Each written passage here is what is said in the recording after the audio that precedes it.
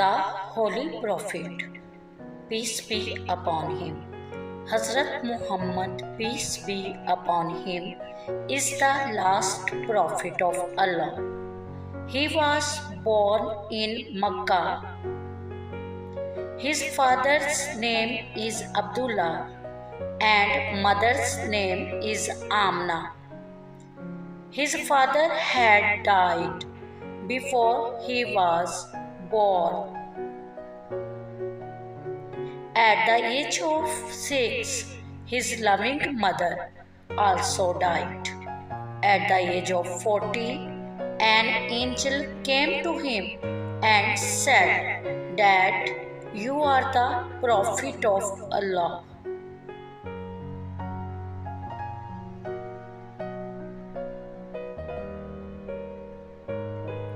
Hazrat Muhammad, peace be upon him, said, always speak the truth.